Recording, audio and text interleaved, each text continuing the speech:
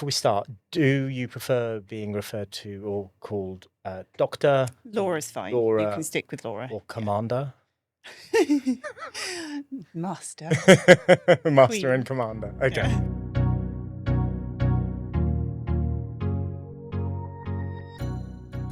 Dr.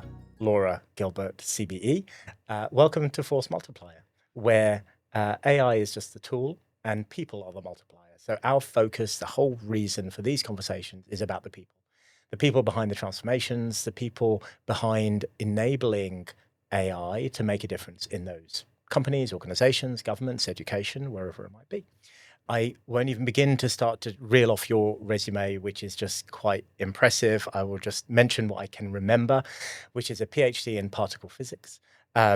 You have worked for 4 prime ministers at Downing Street, running the data science and AI incubator. Is that correct? Yeah. And now with the Tony Blair Institute, focusing on AI for government. Yes. So really, and I'm sure a number of other things. I won't even mention the kickboxing representing the UK 7 or 8 times. I think it's 7. Yeah. 7 times. Okay. That's one for every day of the week. That's pretty good. Let me just open and ask the question, which is, what is the change that you're trying to make? I think the thing that I care about the very most is a world with less inequality in it. And I think that at the moment, we're sitting on a transformation in technology that would enable the world to become less unequal and to ensure that there is sort of living standards of a decent level for absolutely everybody. Every child is wrapped around with a care and a service and well-being support. Mental health provision is better, preventative medicines available to everybody, and sort of technological assistance for the people that need it most is very within our grasp. And that's really what I want to use the technology for. And I think that there's a real risk of it going the other way. And it really is important for all of us to really focus on what we want from the technology and not just wait and see. Okay, so I think there are a couple of aspects to that. There are 1,000 aspects to that, but a couple that I kind of wanted to break down on. So there is the human element at both levels. So there's a human element of how can artificial intelligence be a force for good and reduce inequality. But the other angle is, how are the people who are making the money from or driving the AI? I mean, I think it is certainly the difference in the distribution of wealth is becoming more and more impacted by technology, but also by AI. And so those are 2 different dimensions. Which shall we unpick first? Well, it's all very interrelated, isn't it? And so much of it's about motivation, probably, because, we've all got the potential to try and push the world in one direction or the other, greater personal wealth versus greater equality. And there are sort of, I suppose, a couple of different angles of that, where generally people are driven either by an intrinsic or an extrinsic motivation. And I suspect that it might be the same solution to almost both of those problems, really, which is, how do you apply the motivation? Right, exactly. Because if the people and the organizations that are driving the distribution of this technology, the implementation of this technology, are very much focused on accumulating wealth for themselves, that has a different motivating force. In the history of time, have we ever seen a fair distribution of wealth by the people who have the power and that wealth? Fair is tricky as a concept, Yeah. and varies according to your sort of societal or ethical constructs, and so on and so forth. I don't know that I would be almost so much shooting for fair, because it feels unachievable. But I think a basic minimum level, and part of that is about, a strong belief in the future of humanity and, nice things. But quite a lot of it is that generally we do see cultures which have that minimum standard that's higher are more successful for everybody. If we exclude the people with the billions, millions of pounds who are fine anyway. But cultures where education is successful across the board, where crime is lower because people have less need to commit crime, and where you don't have to spend huge amounts on supporting a lot of people with multiple and complex needs because the support comes earlier and you have a preventive effect, are more successful societies for everybody to live in. What examples are there of societies like that? Well, it's a good question, and I would want to hit my Wikipedia, but some of the Scandinavian countries that have very high standards of living appear to sort of model this very well, where there's a real community aspect and an overall less sort of suffering and low well-being, and it would certainly be, I think, something that you can consider through a more worldwide lens as well. And when we look at the application of technology at the moment, the difference between the high-income countries and particularly the low-income countries is so very stark. And how much of that has to be driven by government and business, and how much can be driven by individuals and society? Well, again, it's very interrelated, isn't it? It's a real system. So the way that government and business publish their views and opinions impacts society and vice versa, which is why I do tend to come down to try and challenge people to address it on a fairly personal level.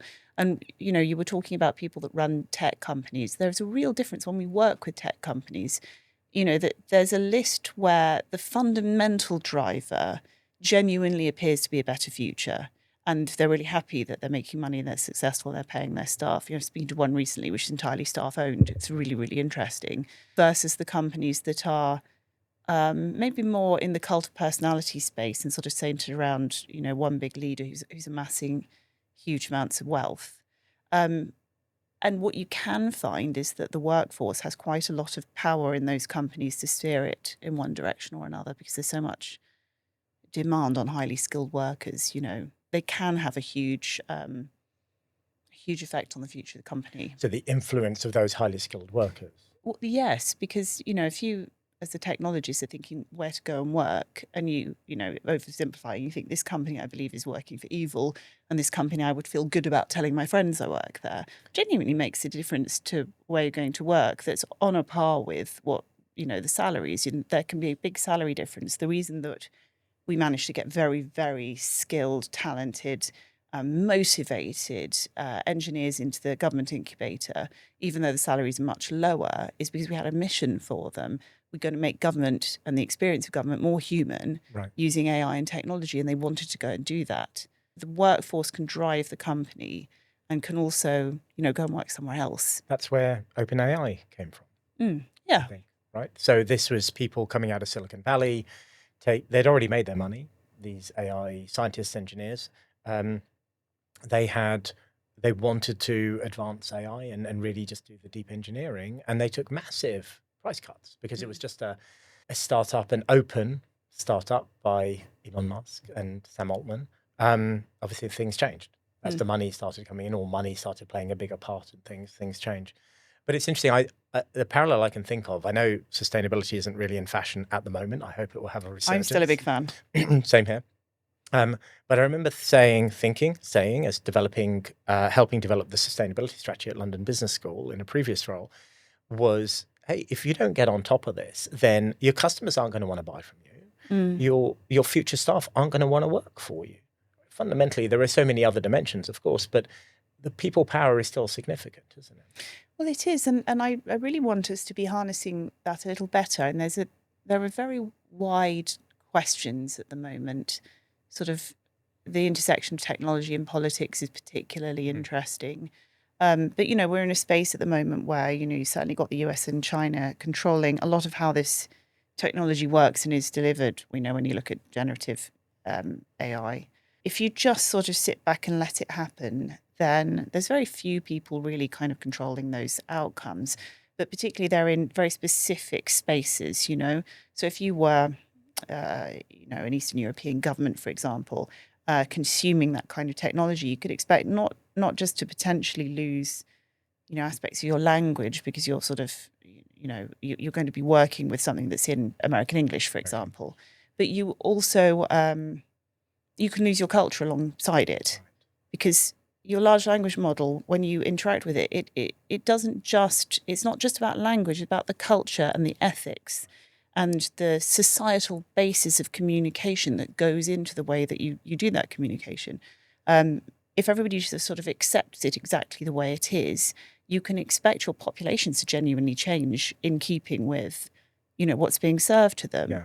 If you can get enough countries who are all worried about that together, suddenly you've got actual buying power. Right. And you have then the ability to push back on the sort of cultural monoliths that are producing this sort of technology, and there's a chance to go in the other direction. It's a really interesting perspective. I think about the tediousness of having to remove the Z's and the M dashes from my responses when I want to utilize them, but I'm not even thinking about different languages. I've got family across multiple countries, and I asked one recently who's in high school, secondary school, depending on which country you're in, do you use it in your native language or do you use it in English? He goes, English. I go, well, why? He just said, well, it's just better responses, it's quicker. Now, in a way, great. He's developing his English skills, which is one of his objectives. But it's not great from what you just described in terms of how we speak, how we communicate. And suddenly, even our language starts to get adapted. Well, it is. And, even in the UK, there are very specific cultural reference points that you don't have in the United States, many and various, but, even the concept of going to the pub. But if you're going to ask it to book an appointment with people and you're thinking this is actually a very hypothetical situation. This is actually a business decision, but I want to make my customers slash, who I've been working with a while, customers slash colleagues slash, people I wish to become friendly with. We're going to go to the pub to have this conversation. It actually needs to understand what that means in a cultural context, as opposed to going to the pub to watch the football on a Friday night. But even those little things are completely washed out if you're using something with such a different cultural background. What I think is important is that if we just accept everything that comes to us as it is and don't believe we've got any power to change the way it works, then we have no control over the future of society and the world. And I think we lose the opportunity to have any power over the inequalities. So now I'm just wondering whether we should be recording this in the pub. I mean, I'm always a fan of recording things in the pub, but, it's central London, so the background noise would... It's going to be terrible. Yeah. Should we be looking at what the experts are predicting is going to happen? I talk quite a lot often about the Tetlock study. There's a little bit of background to this, which is that when I first joined government, I went into 10 Downing Street as the head of data science. And I was very surprised to find that a lot of, not all, policymakers, when the fledgling team and I pitched up with data and models, weren't terribly interested in seeing them. And in fact, they thought we were probably wasting their time because they already knew what they were doing. They didn't need some other people to come in and explain things to them, possibly even mildly offended in some cases. I tried to figure out how we were going to have the impact we needed to have, because we knew that the data does a better job of predicting the future than people does, certainly in the cases that we were looking at. And I came across this study. It was performed in 1985, the Philip Tetlock study. Very, very interesting. But he got, I think it was 284 policy professionals to predict the future. And they were asked 100 questions, fairly simple. So along the lines of this thing that's happening now, in 20 years, will there be more of it, less of it, kind of the same? So quite simple predictions. And he obviously recorded all of their predictions. And then in 20 years, he checked. And he wrote a research paper, and Daniel Kahneman read it and said, well, gosh, the policy professionals have done about as well as monkeys throwing darts at a dartboard. They'd done less well than what the paper, I think rather fancifully called the minimally sophisticated statistical model, which is pretty much take a ruler before what happened before and, draw a straight line. They've done something better in groups, which is useful and interesting.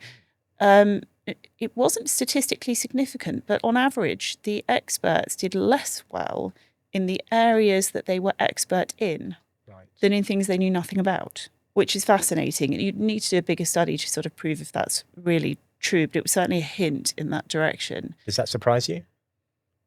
Well, does it? In some ways, you feel that it should. There's a lot of reasons, actually, that can happen. There's some very interesting studies I've wandered across. So there's a study in cardiology where they showed that if there was a big cardiology conference and all of the consultant cardiologists weren't in the hospital, you were less likely to die of a serious heart attack. So there's quite a lot that shows that there are things that can happen when you believe you're an expert in your brain. That means you're less good at spotting things that you should question more. You make more assumptions. Right. You work on heuristics. You say, this has always worked before and therefore it will work in the future. So I think there really are clues that in some ways expertise can lead us off track. This is not the same as saying we shouldn't use experts. Experts are, of course, fantastic for the right thing, but what they are not necessarily very good at, and what we're not very good at, in fact, as a species, is predicting the future. So people come, ask me a lot of questions, come up to my desk, what's going to happen next in AI? Not only do I have no idea, I mean, that we didn't see ChatGPT coming. The engineers that built it were surprised when they turned it on. Didn't predict DeepSeek. We won't predict the next thing. And I've got some evidence that suggests that I will do a less good job of predicting the future of AI than someone who knows nothing about it. I think the point really is that there's a huge difference between sitting back and predicting the future and saying, this will happen next, and therefore, we should do the following, which is what we turn out to be bad at. This is the basis of decision making, is future prediction, in fact, versus this is the future that we demand, and therefore we should do that. And I really want people to focus on the second one. On the outcomes. Building the future that you want is a very different proposition than guessing it and then attempting to buy the right stocks and shares. Yeah. What you just described about the confidence or overconfidence of experts, I think Matthew Syed talks about it in Black Book, thinking when it comes to pilots and co-pilots, and creating a culture where they absolutely have to challenge and say, are you sure? Can we check? Rather than it being so hierarchical, going, well, he's more experienced than me, so he or she must know what they're doing. The Hoffling obedience study in hospitals was terrifying. It's quite a small study, but I remember reading it and being absolutely shocked. But they put this drug on the shelf in the medicine cabinet and then phoned up the nursing station. Whichever nurse answered, the researcher would say, this is Dr. Jones, I've got a patient on your ward, terribly sick, I need you to go and get this drug and administer this dosage to the patient. And the drug wasn't real. It had an FDA warning label on it saying that it was off-label for treating whatever the condition the patient had. And it was the doctor was ordering twice the recommended maximum daily dose. And 21 out of the 22 nurses they phoned were intercepted on their way to the bedside to give the patient this medicine.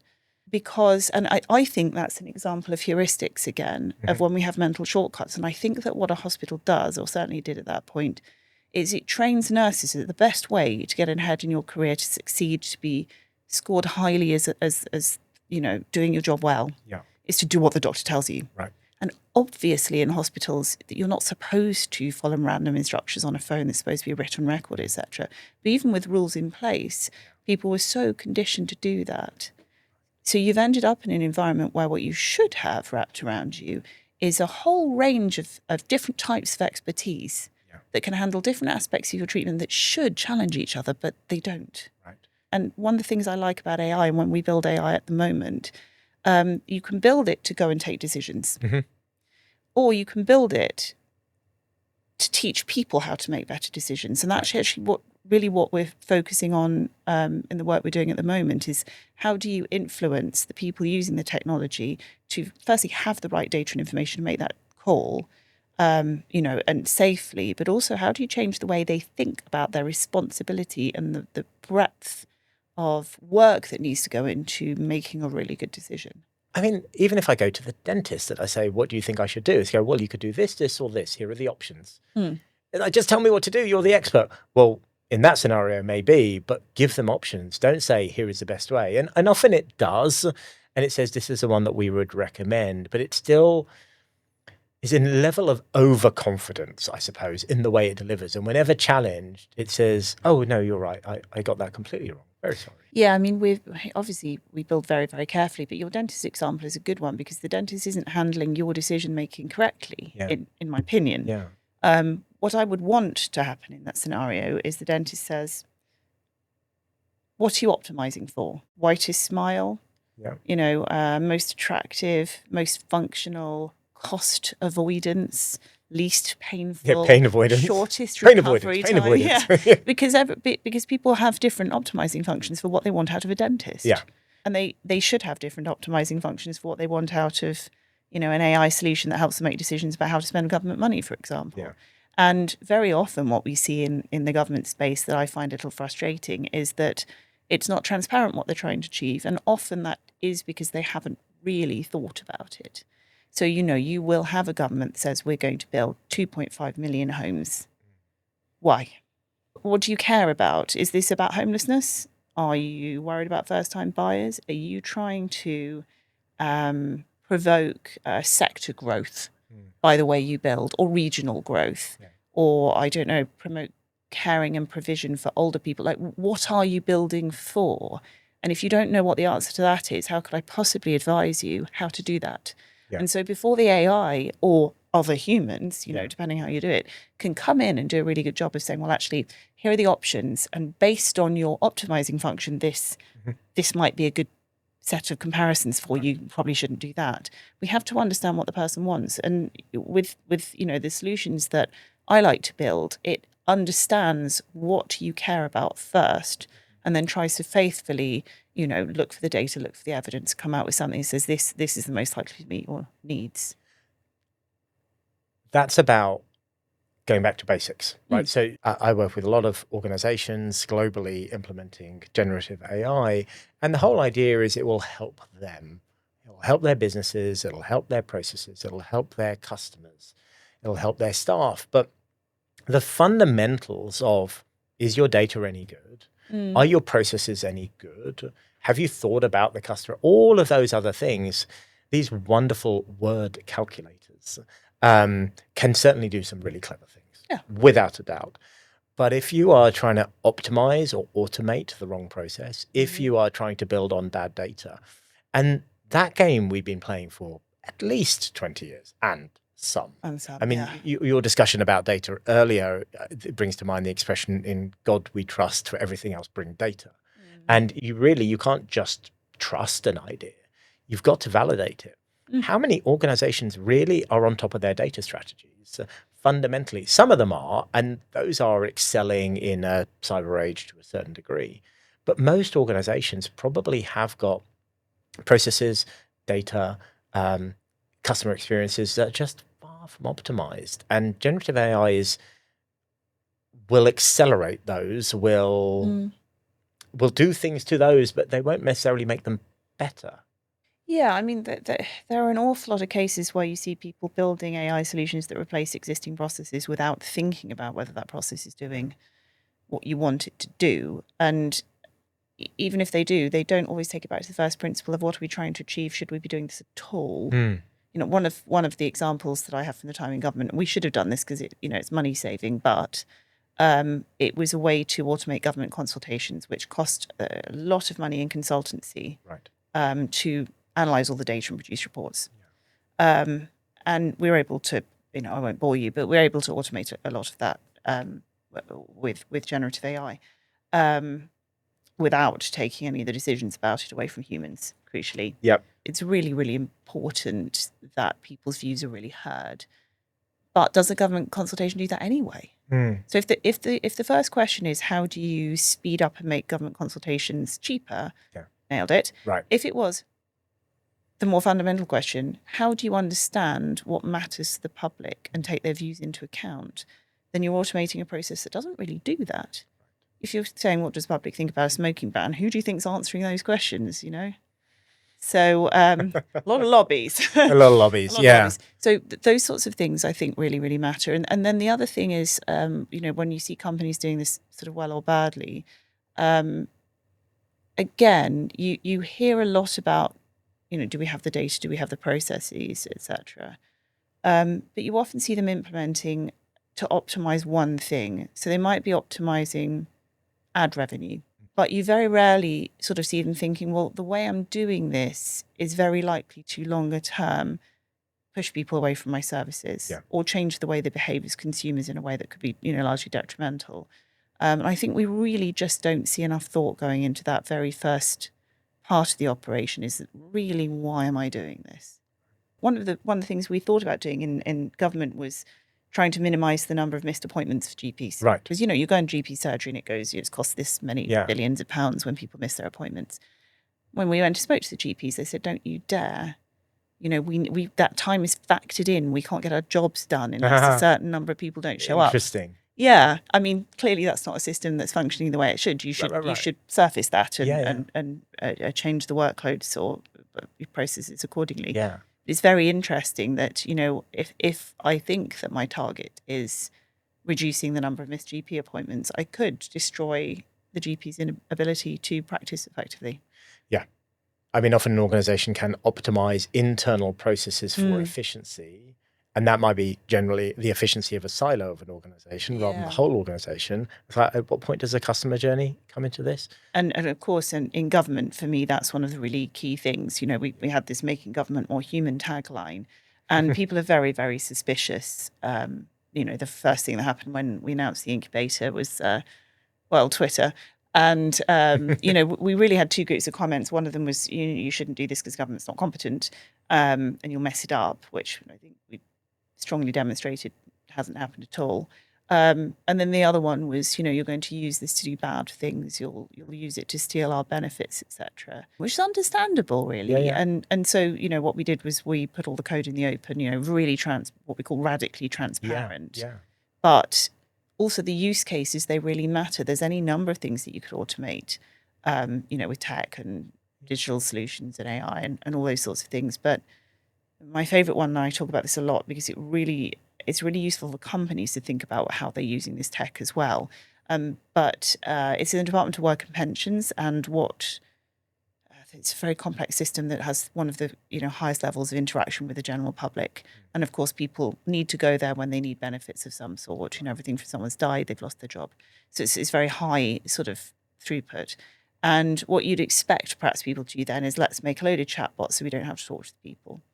And the opposite happened. And the particular use case is people who handwrite letters. Mhm. And so what happens if you handwrite a letter into DWP is it takes, on average, 50 weeks for someone to read it. Oh, my. And the kind of people that write in, they're not emailing or phoning, you can make some assumptions. Yeah. And some of them are very vulnerable and some of them don't survive 50 weeks. 50 weeks, right. So by the time anybody reads the letter, they're not there anymore and you Yeah. can't help them. So this system scans all of those handwritten letters, translates them, and then it assesses them for vulnerability. And if the person is vulnerable and desperate, someone will phone them right away. Isn't that a great use case? And that goes down to businesses as well. What does your customer want? Now, if I'm contacting the bank, I want the interaction to be as short and efficient as possible. Don't hand me to a human if I could do it by texting on my keypad. Yes. But, you know, if somebody is working through bereavement paperwork, we could assume that at least a subset of them would actually like to speak to a human. And what you should do is take the processing away from that and enable more humans to speak to more humans. So thinking about actually what you're really trying to do when you build this tech, rather than, and I'm a great believer in dashboards and numbers, but rather than just looking at the number and saying that one needs to be lower. It's, I think, a much more long-term strategy for sustainability.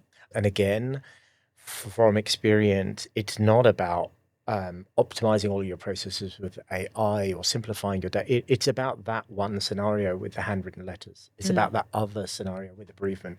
It's those little bits. And the more individuals in organizations have opportunities to get involved to optimize little bits of processes, automate small tasks, then they're doing two things. One is they're actually making a difference.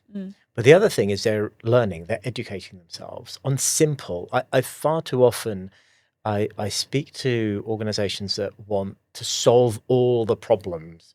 Can we just get rid of the CRM and all the other systems and just point AI at our data and it can just run our business? Why would we think that's ever going to work? But if we can just do those little bits, what we're doing is we're empowering ourselves and we're saying, I can use, it's just another piece of technology. It's a great piece of technology and it's a very fast moving piece of technology, but it's just a piece of technology. And you can use it for good. And just, I think that education and the people who've been doing, imagine you got 3 years worth of a little tweak, a little task. It helps me with X, Y, and Z. And before you know it, I really know its strengths, its weaknesses. When a new version or thing comes out, I understand how that fills the gaps of the previous one. And I become an expert in my own right. Now, again, people are the multiplier and AI is the tool. Isn't that the way? I suppose that then comes down to education. That comes down to confidence, trust, training, all of those things to try and help people go on the way so they're not scared of it and they're not worried that it's going to take away their jobs, but they become empowered by it. We're sort of talking about the hands-on learning as well. I think that's valuable in so many ways. You know, when I look at government procurement, which always frustrated me a great deal, what you tended to have is people who had no experience for technology stack who would be responsible, not always, but enough For procuring something they fundamentally had no mental model by which to understand. Right. Which means that when you get, say, a large consultancy coming in saying, well, this thing for, £40 million will definitely meet your needs. Yeah. They don't have the level of experience to say, well, actually, we could build it ourselves for 100,000 and the thing you're offering doesn't meet our needs, so no thanks. So every time somebody gets their hands on something like this and is able to see how quickly you can do this, but actually you can't do that with it, they are much better able to make decisions about not just how to manage their own work, but what to buy, what to believe. When it's so much easier to understand when you're seeing a deep fake if you've made one yourself. Right. And it starts to help with that critical thinking of why am I seeing this and all that sort of thing. So I think it's really, really important. And I think also that, your point on the individuals doing it, it's not that there is never a case for doing something wide scale, but very often when we hear companies and governments do this a lot, sort of saying, well, we're going to have a transformation. We're going to adopt AI. Yeah. Transformation usually means you failed to keep up with the state of the art when you should have done, in my mind. Yes. Like we've got so far behind that we're going to have to take radical steps at this point. So you're not starting from a great position, and that always worries me. And then with the AI adoption, it worries me even more and starts to get me a little bit tetchy. Yeah. Because it means you're starting from the solution, not the problem. Yeah. When you fix little things, you're saying, well, we've seen this problem. How can we fix it? If AI is part of that solution, terrific. As you say, it's a tool. When you look at an organization and go, right, let's AI this bad boy, I feel that you're very unlikely to really succeed unless it's by chance, because you're trying to fix a solution onto something you don't understand the problem. There's a great book by Yuri Levine, who's the founder of Waze, the navigation app, called Fall in Love with the Problem, Not the Solution. I've not seen that, but I'm going to put that on my list. It's great because what he says is, don't get obsessed about your app. Your app is your app, but it's the problem that you're passionate about solving. If your app doesn't do the job, then change it. And do something else, And you have to not get wedded to either the solution, the underlying technology, or the thing that you thought was the solution at that point in time. Well, and a lot of it's sunk cost fallacy. I mean, we saw somebody, I can't remember who it was. It was on LinkedIn, and there was somebody, and I can't remember, but they'd published Claude just basically tanked our startup, with their most recent release. So we've done the only rational thing, we've open sourced it. What a good way to reflect that. It was within a day or so of the last Claude release. Right.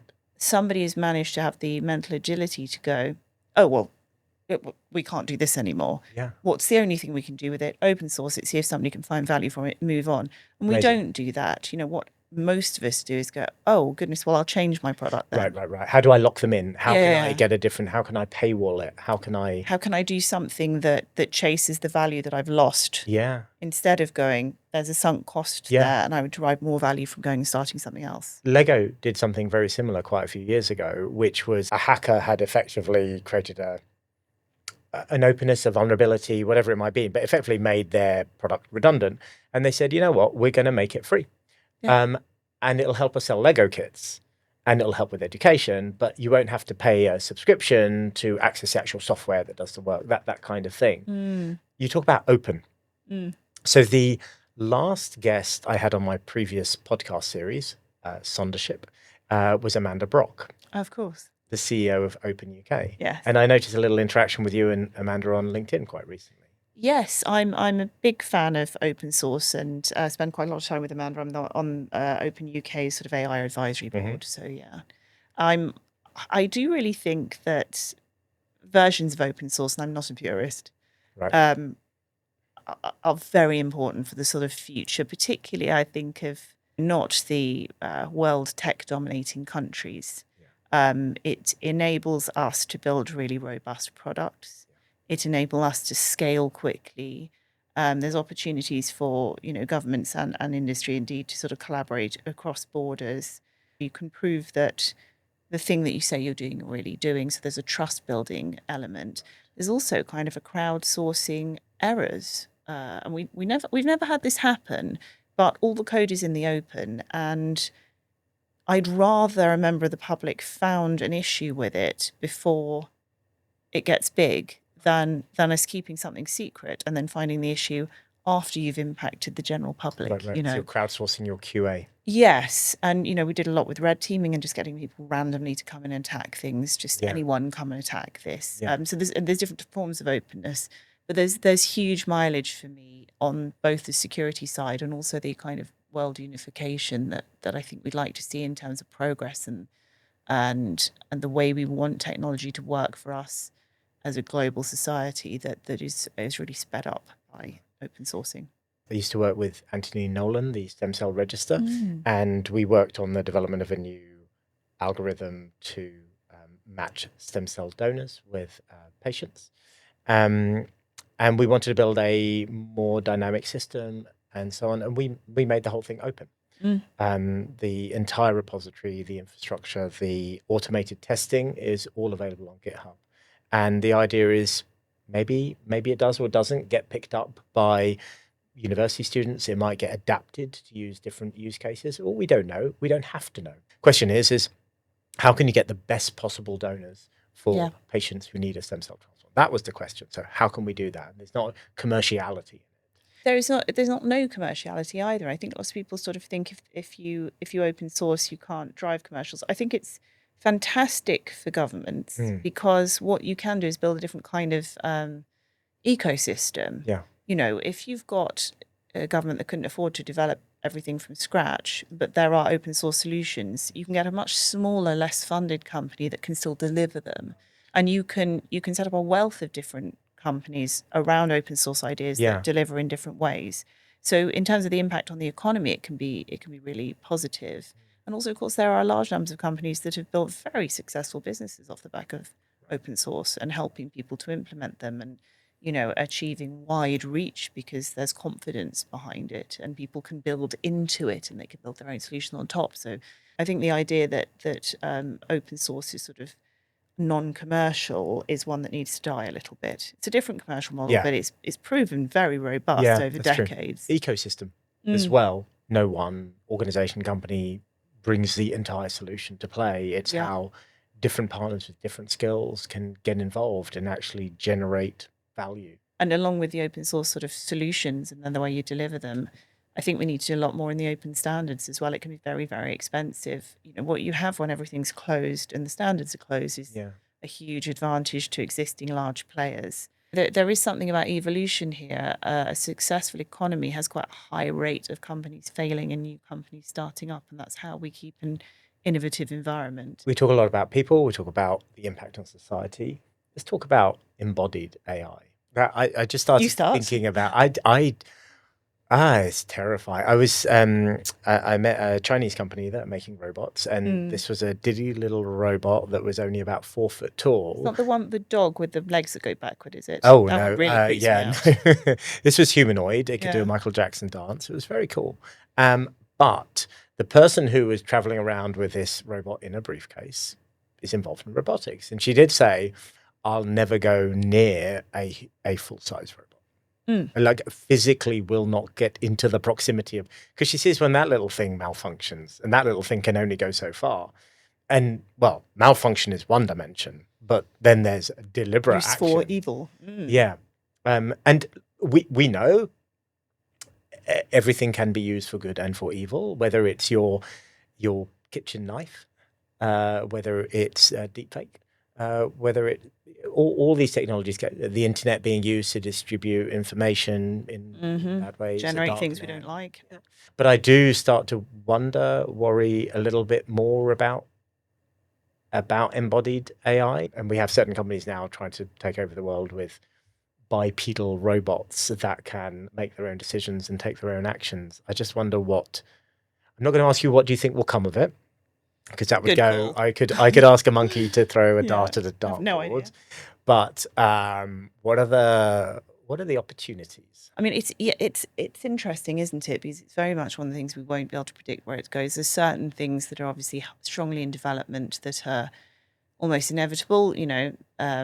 People's personal, robots that are created for people who are lonely. Let's put it that way. Yeah. In sort of good ways and ways we don't like to think about too much. It seems absolutely inevitable. I think you'd expect caregiving robots as one of those sorts of things, and that could be a really good thing. And we certainly see in certain aspects of, say, dementia that people can derive huge comfort from inanimate objects, particularly if they believe them to be animate. You know, sometimes people have a baby to take care of and it's not a real baby. So there's definitely some real upsides with that. I do think the point about the size matters. I think I might be investing myself in a technology that looked to disable any electronic robot devices within 3 meters of me. I'm just having a quick think about that now. I went to this tech conference last year, and it was the first time I've come across a humanoid robot. Yeah. And I don't know how genuinely automated it was. I couldn't tell you if someone was driving it. Right. I guess they were. Yeah. But it was absolutely huge.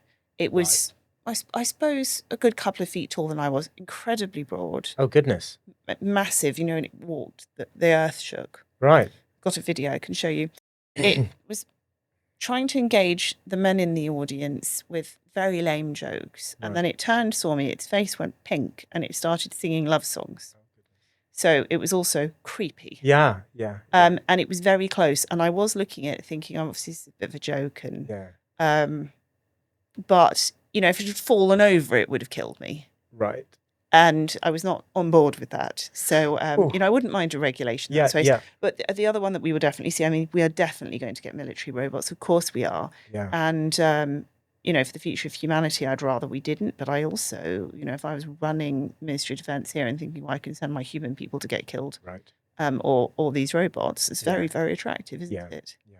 And what that does for the future of warfare, I mean, does it mean that overall fewer people will die because you can pit robot against robot, which starts to become a game?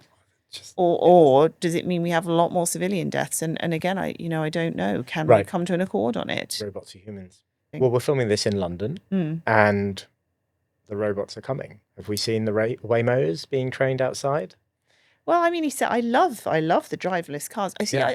I'm much more a fan of your job-specific robot, and a lot of that, I'm sure, is psychological and instinctive. But I definitely want. I live out in the countryside. No pubs in walking distance. Right.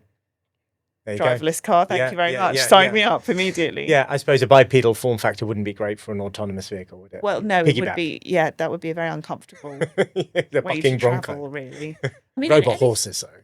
Robot horses. I don't know. You see, I think you're answering the wrong problem. Why would you want a robot horse? It's fun. Just well, all right. If you're trying to optimize for fun, I think I'd still go for an actual horse. True.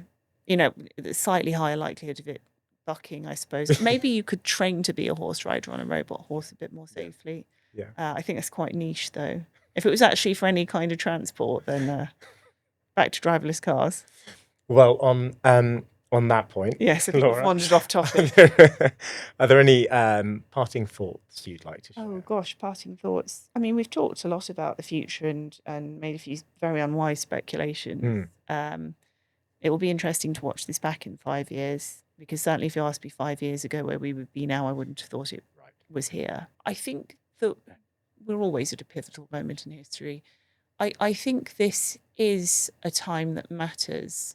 And I think everybody from people running companies that need to decide what they care about, through to engineers deciding what they're prepared to build and what they're going to say no to, through to individuals on the street who need to choose whether to accept certain things in the products and services they buy or take their money elsewhere. I think now is the time to care about this. I think we have an opportunity at the moment, and the more people that care about it, the better we'll do. Mm-hmm. So my final thought is that I think it matters for all of us to really think about what we want the future to look like and do our bit to push society in that direction.